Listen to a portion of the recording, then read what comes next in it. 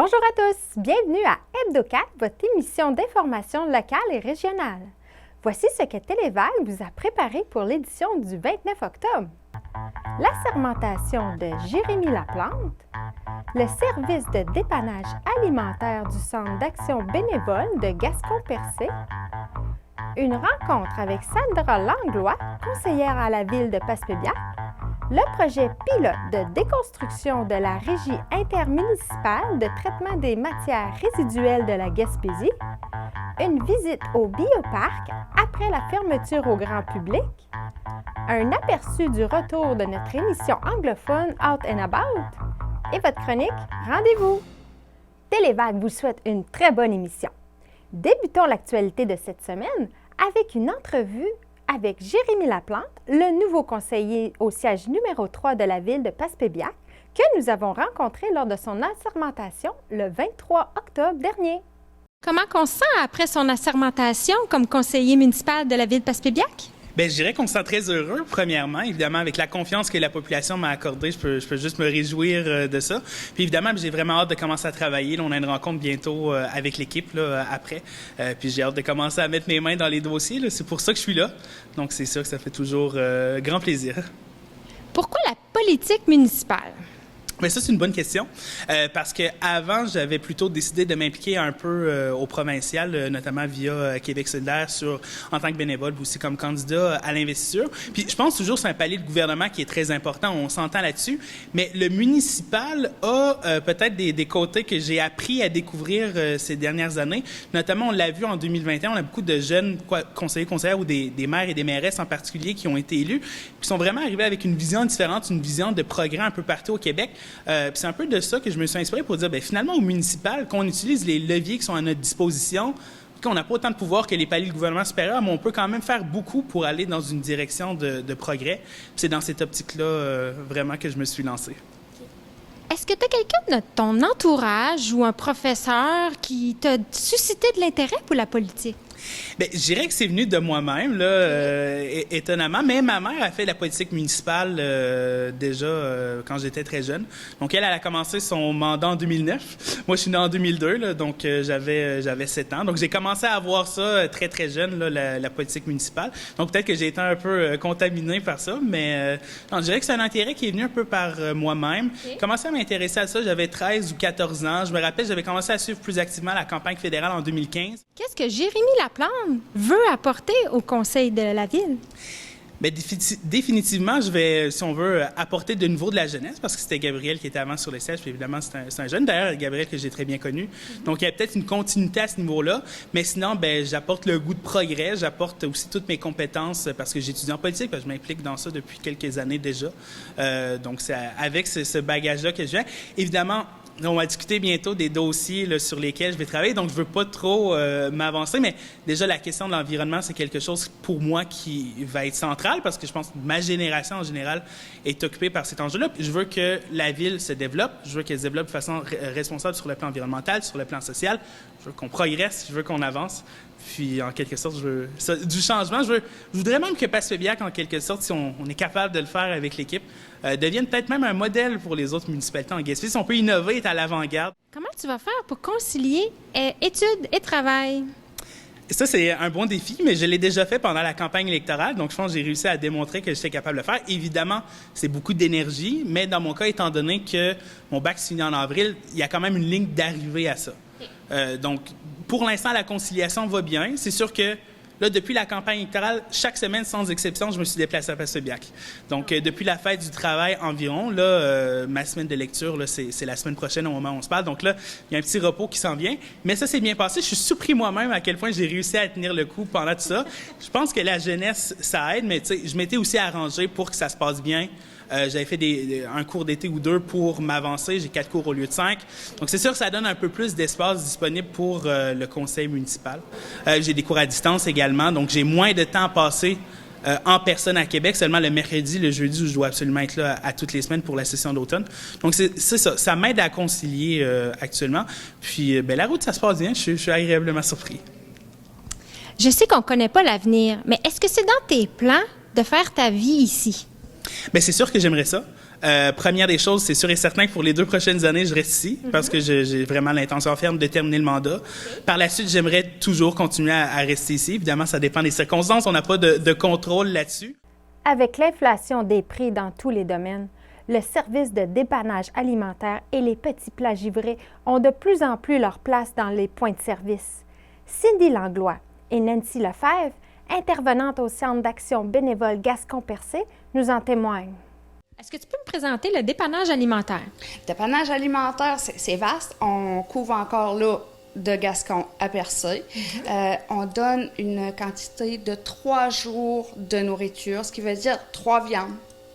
Et les féculents, les jus, les soupes, les sauces, pour une quantité de 3 jours. Donc, que vous êtes 2, que vous êtes 10, malheureusement, on ne peut pas donner pour 10 personnes en un coup, mais on est capable de répondre à la demande de tout le monde puis de donner une quantité de 3 jours de nourriture.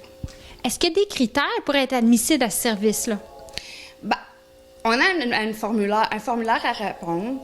C'est sûr que je vais poser les questions d'usage. Hein, les revenus, c'est quoi? Le loyer coûte combien? L'hydro? Le câble, ça fait peur d'avoir ces sommes-là. Là. Ouf!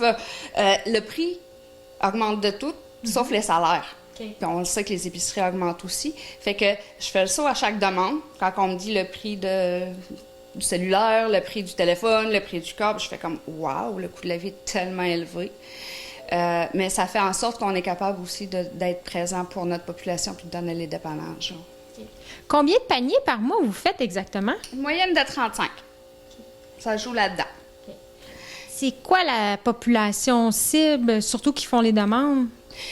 C'est vaste. Ça va de 18 ans à 100 ans. On n'a pas une catégorie spécifique. C'est tout le monde peut faire une demande de dépannage tant qu'ils ont un loyer à payer, des choses à payer, là, et qui sont majeurs. C'est ça, il faut tenir compte de ça, il faut être majeur. Mais ça arrive à tout le monde d'avoir un coup dur. Je peux être pêcheur, puis me casser la jambe, puis je ne l'ai pas, mon chômage l'a fait, fait que là, j'arrive pas. Fait que je fais quoi pour me nourrir? Bon, OK, je vais appeler au Centre d'action bénévole, ils vont m'aider. Fait que il y en a qui vont faire cette chose-là, cette étape-là, mais par contre, il y en a d'autres qui vont dire, je me soignerai pas ce mois-ci parce qu'il faut que je me nourris. OK. Ça va loin des fois. Fait que toi, tu as déjà vu des situations que des personnes ils ont fallu qu'ils fassent des choix entre s'alimenter puis de se soigner? Malheureusement, oui. On est rendu là. Mais je pense que c'est un petit début aussi des choses, mais on va espérer là, que ça ralentisse là, l'inflation. En fait, on a une petite publicité qu'on a pu aussi partager via les réseaux sociaux et nous sommes en collaboration avec le PRS pour justement avoir des viandes supplémentaires que les chasseurs veulent donner ou quoi que ce soit.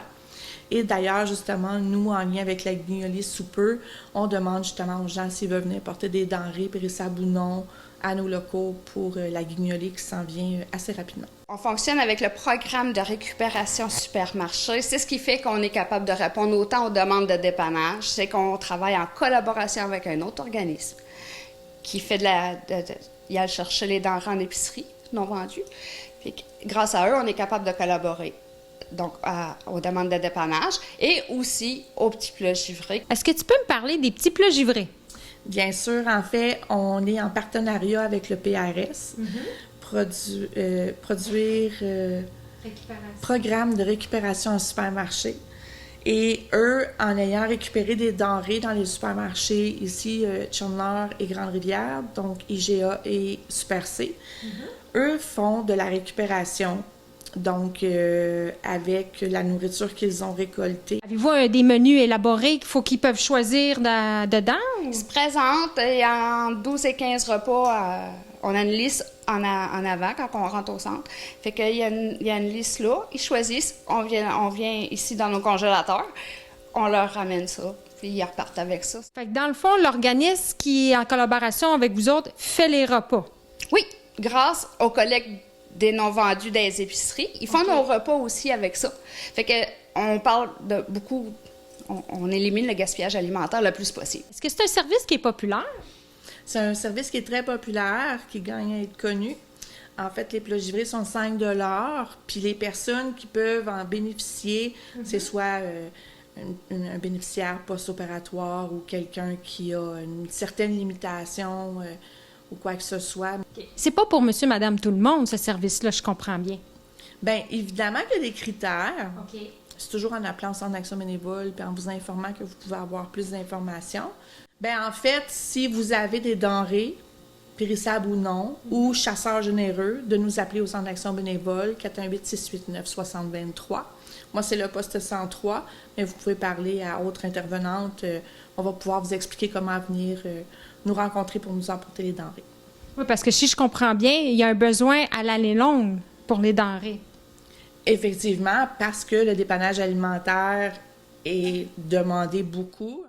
Conseillère à la ville de Passepébiac, Sandra Langlois nous propose une rencontre d'information et d'échange pour les aînés. Aussi, elle a saisi l'occasion pour partager un événement avec les jeunes de l'école primaire La Source de Passepébiac. Récemment, la municipalité de Passepébiac a reçu une reconnaissance MADA pour les aînés. Oui, absolument. C'est pour souligner à quelque part notre engagement envers les aînés afin qu'elles puissent s'épanouir dans la communauté et rester actives. Depuis novembre 2021, quand la politique a été améliorée, on a rajouté le volet MADA. Puis MADA veut dire Municipalité Amie des aînés. Donc, nous avons déposé notre politique qui est maintenant officielle. Son lancement va être pour bientôt. Donc, nous sommes reconnus MADA jusqu'en 2025. Cap sur les aînés, depuis mars, nous avons commencé des événements, des séances d'information qui a pour but justement d'informer nos aînés et les proches aidants des ressources qui les entourent. Ces événements-là se veulent une vitrine pour les organismes. Je crois que vous avez un événement prochainement sur Cap sur les aînés. Oui, absolument. Notre dernier événement de l'automne sera le 7 novembre. Il va y avoir comme invité Justice de proximité avec Maître Ferguson. Finalement, Madame Nadine Huard qui va venir alléger un peu notre après-midi, qui va venir nous donner des trucs et des conseils beauté. Cet événement-là, le 7 novembre, ça se passe où exactement? C'est encore au Centre culturel. C'est à partir d'1h15 jusqu'à 15h, 15h30. Vous organisez une chorale avec les jeunes du primaire de l'école La Source. Pouvez-vous m'en parler un peu? Oui, c'est un projet parascolaire à quelque part. Ça se trouve une activité qui se fait hors classe, sur les heures de dîner.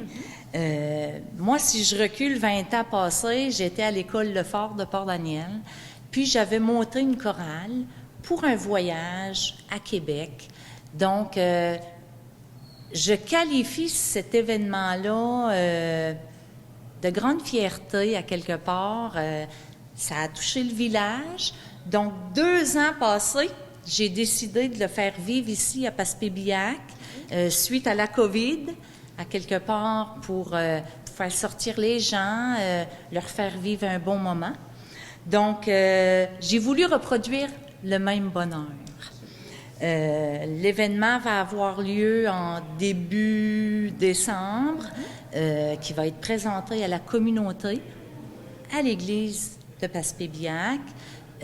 Puis c'est à contribution volontaire, c'est-à-dire il n'y a aucun coût d'entrée. Par contre, les sous qui seront ramassés vont servir à payer un dîner spécial aux chanteurs, puis la somme restante va être donnée au Club des Petits Bedons. Le Club des Petits Bedons? C'est quoi ça exactement? Le Club des Petits Bedons a vu le jour au début septembre, 18 septembre, plus précisément. Le but de ce projet-là, c'est d'offrir à chaque matin une collation santé à nos 285 élèves.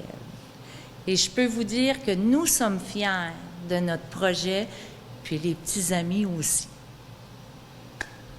J'ai vu sur la page Facebook de l'école La Source, les jeunes, c'est super beau le montage, ils remercient les donateurs. Est-ce que les donateurs, il y en a eu beaucoup? Il y en a quand même eu beaucoup, oui.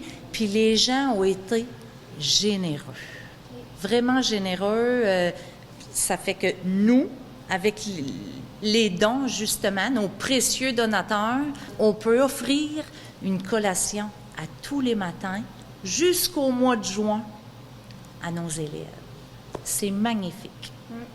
Le projet pilote de déconstruction menant au réemploi des matériaux sur 5 bâtiments situés à Grande-Rivière et Chandler est complété. Nathalie Drapeau, directrice générale de la Régie intermunicipale de traitement des matières résiduelles de la Gaspésie, nous informe des conclusions de leur projet audacieux.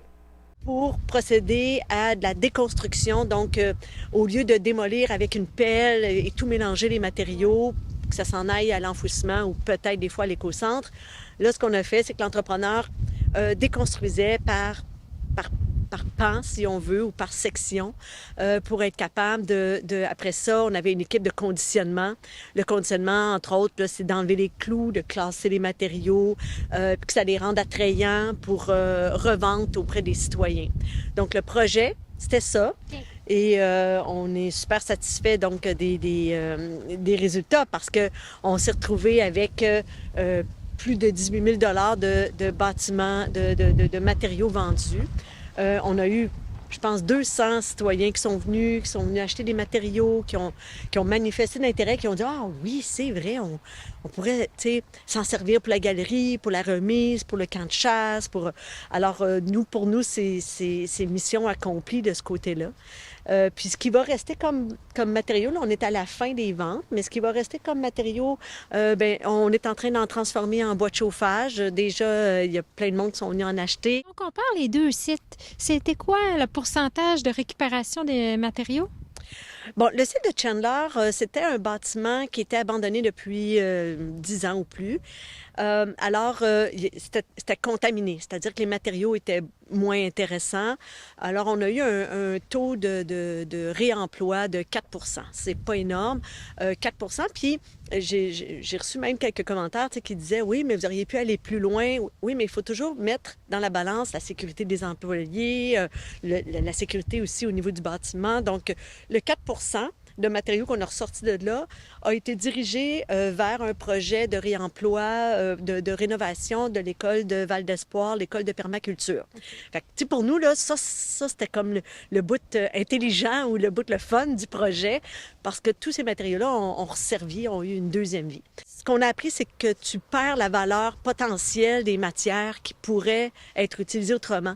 Donc, tout ce qui pourrait être destiné au réemploi, on prend juste, mettons, des fois des comptoirs, des tables, des lavabos, des bains, des portes, des fenêtres. Donc, on aurait pu en réutiliser plus si ça s'était fait plus rapidement, après la fermeture du bâtiment. Ça, donc, on a eu un 4 % de ce côté-là. Le site à Grande-Rivière, c'était un site, je dirais, quand même idéal, des bâtiments de bois avec un parement de tôle. Donc, c'était des matériaux déjà qui présentaient de l'intérêt. On a eu 70 % de réemploi. Fait que ça, 70 % c'est au-delà de nos espérances. On est vraiment contents. Et aussi à coût équivalent. Au final, on est arrivé avec un bilan financier à peu près équivalent parce que ce que ça nous a coûté de plus en temps d'entrepreneur, on vendait des matériaux, puis la vente des matériaux venait compenser les différences au niveau du temps ou du conditionnement. Alors pour nous, c'était parfait. Puis pour les donneurs d'ouvrages, c'est clair que cet exercice-là fait réfléchir. Nous, comme gestionnaires d'infrastructures de matières résiduelles, que ce soit les écocentres, le site d'enfouissement, on reçoit des volumes astronomiques à chaque année. Ça coûte de l'argent. Même si tu vas à l'écocentre puis qu'on se donne bonne conscience, on dit on va à l'écocentre, mais ça coûte quand même de l'argent. Le réemploi, c'est ce qui est le plus bénéfique. Tu permets à cette ressource-là, le bois, c'est pas un résidu, c'est une ressource.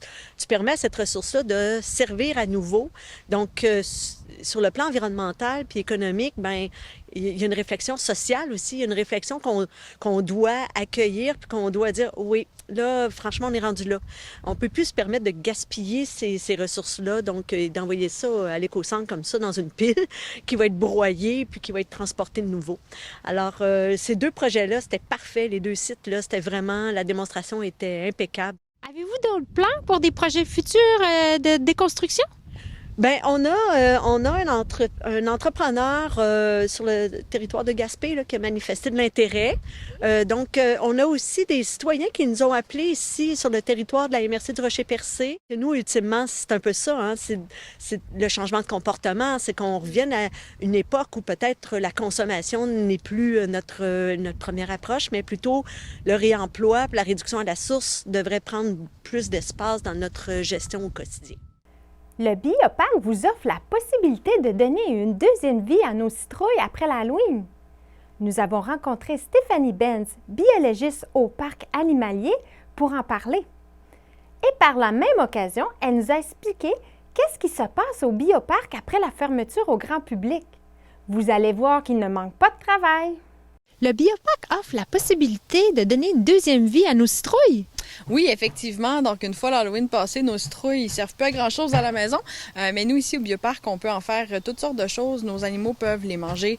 Ou on peut s'en servir aussi comme enrichissement. Donc, il y a certains animaux qui vont jouer avec. On va des fois y ajouter des épices comme du curry ou encore de la viande. Puis, ça va servir un peu comme un jouet à nos animaux. Ça les garde stimulés mentalement et physiquement.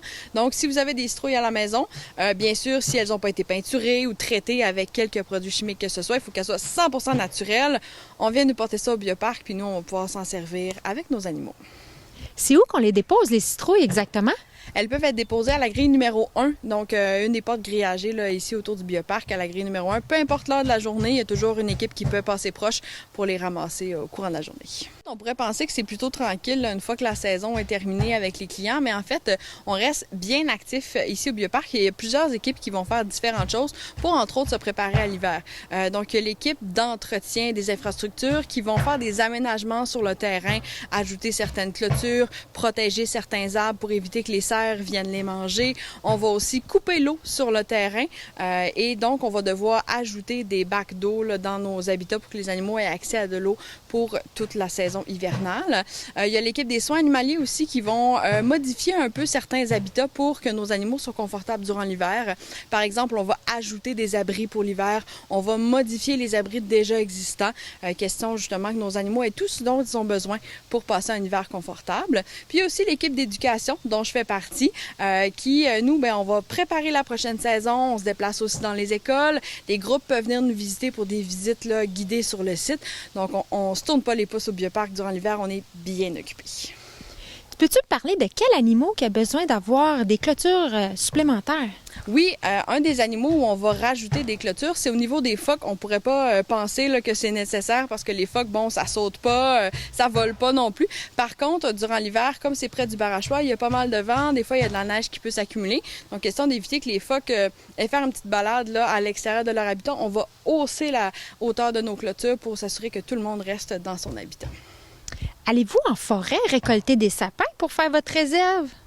En fait, c'est soit nous, soit on va faire affaire avec des gens qui font déjà de la récolte de sapins parce qu'effectivement, on a l'orignal qui va manger principalement du sapin durant l'hiver. Donc, question d'avoir de la nourriture pour passer au travers l'hiver. 3 orignaux, ça mange beaucoup. Donc, on fait des bonnes réserves de sapins pour pouvoir nourrir nos orignaux tout au long de l'hiver. On a nos ratons laveurs, par exemple, qui sont des semi-hibernants. Donc, eux vont rentrer à l'abri durant tout l'hiver. Et donc, question qu'ils soient confortables, on leur offre un abri supplémentaire qui n'est pas nécessaire durant l'été, qui est un peu plus fermé, donc avec seulement un petit accès pour éviter que la neige s'accumule à l'intérieur. Et quand ils se sentent prêts, généralement en fonction là, du climat, quand il fait plus froid, des choses comme ça, les ratons vont rentrer dans l'habitat et on arrête de les voir pour une certaine période, généralement jusqu'autour du mois de mars. Puis là, après ça, ils recommencent à devenir plus actifs. Mais cette cabane-là va leur permettre de rester au chaud pour tout l'hiver. Sur le site, il y a quand même des animaux qui vont y hiberner. Bien, en fait, effectivement, comme les ratons laveurs qui sont des semi-hibernants, c'est le cas aussi de nos moufettes et des ours. Donc, les trois vont entrer en hibernation dépendant du climat, généralement entre la mi-novembre et la mi-décembre, et vont ressortir, dépendant des espèces, entre le début mars et le début avril. Donc, c'est vraiment les trois espèces qui dorment tout au long de l'hiver. Sinon, les autres animaux vont rester dans leurs habitats actifs, plus ou moins en fonction de la météo, mais tout le monde reste actif sinon sur le site pour tout l'hiver. Est-ce que vous venez nourrir les animaux quotidiennement? Effectivement, la routine qu'on a durant l'été reste sensiblement la même durant l'hiver. Donc, les filles du service animalier vont continuer à venir s'occuper des animaux, s'assurer que tout va bien dans l'habitat, les nourrir, vont aussi changer l'eau qui est dans leur habitat vu que c'est des bacs plutôt que de l'eau courante là, qu'on peut tout simplement changer dans l'habitat. Donc, s'assurer que tout le monde se porte bien. Donc, on travaille. Les filles sont ici 7 jours sur 7 pour s'assurer que tout le monde va bien. Et ce beau temps, mauvais temps, des fois, là, des jours de tempête, c'est un peu plus compliqué, mais il y a quand même des gens de l'équipe de services animaliers qui peuvent rentrer pour s'occuper de nos animaux. Cela veut dire aussi qu'il faut que vous vous occupez de déneiger aussi. Effectivement, donc quand il y a des belles grosses bordes de neige, on a notre équipe de l'entretien des infrastructures qui va rentrer pour déneiger les principaux sentiers, s'assurer aussi qu'on a accès aux portes des habitats, s'assurer que tous les fils électriques sont déneigés. Donc il y a beaucoup d'entretien. Quand il y a des gros hivers avec beaucoup de neige, c'est beaucoup de travail de déneiger tout ce qu'il faut là, pour s'assurer que nos animaux restent dans leurs habitats et que tout le monde est confortable. Est-ce que les animaux ont le même régime alimentaire que pendant l'été? Ça, c'est une excellente question. Effectivement, en nature, ils vont changer leur alimentation. Donc, nous aussi, on va adapter, en fait, l'alimentation, soit qu'on va ajouter en quantité, soit qu'on va changer l'alimentation. Par exemple, les orignaux, je parlais du sapin durant l'hiver. Bien, durant l'été, ça ne mange pas de sapin, ça va manger plus de l'érable, du peuplier, donc des feuillus. Donc, on va adapter l'alimentation de nos animaux en quantité ou en ce qui est offert pour s'assurer que tout le monde ait tout ce qu'ils ont besoin pour passer au travers de l'hiver. Après quelques années d'absence, notre émission anglophone Out and About est de retour. C'est Alan Richard, le directeur général de CASA, qui prend le gouvernail de l'émission. En voici un avant-goût. Vous allez être animateur de l'émission Out and About. Pourquoi vous avez décidé de vous impliquer? Bien, dans le fond, CASA, ça fait longtemps qu'on existe. Puis avant, on faisait cette émission-là pour donner des informations à la communauté anglophone sur tout ce qui est services et programmes pour les anglophones. Et donc, on pensait que c'était une bonne idée de renaître ça. Alan, I enjoy the participants. I enjoy walking into a room, no matter what kind of day you're having. You know, they're so happy to see us. They're so happy to know that CASA is there for them.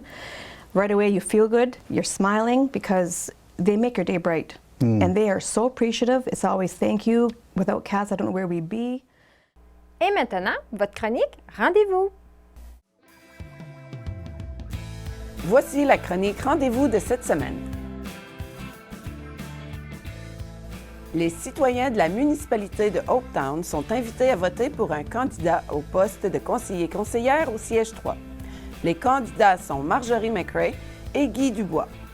Le vote par anticipation sera dimanche le 29 octobre de midi à 20h et le jour du scrutin sera dimanche le 5 novembre de 10h à 20h. Vous pouvez joindre la présidente d'élection au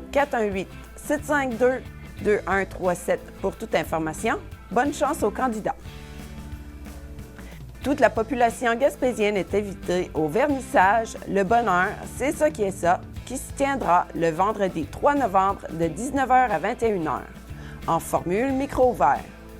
Vous pourrez déambuler parmi les œuvres, suivra une animation où chacune pourra prendre le micro, les artistes et les visiteurs, pour partager leur conception du bonheur, soit en chansons, en poèmes, en contes ou en anecdotes.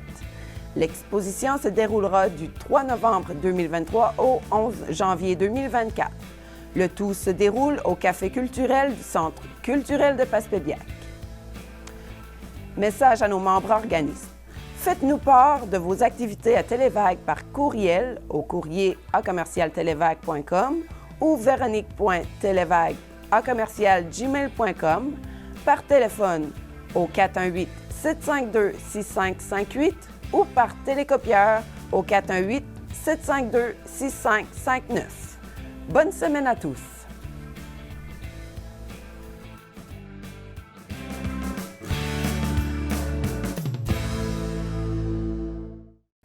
Ceci termine votre émission d'Hebdo4 du 29 octobre. Merci beaucoup pour votre écoute et rendez-vous la semaine prochaine pour une autre édition de vos nouvelles locales et régionales. Passez une bonne semaine et bonne Halloween à tous!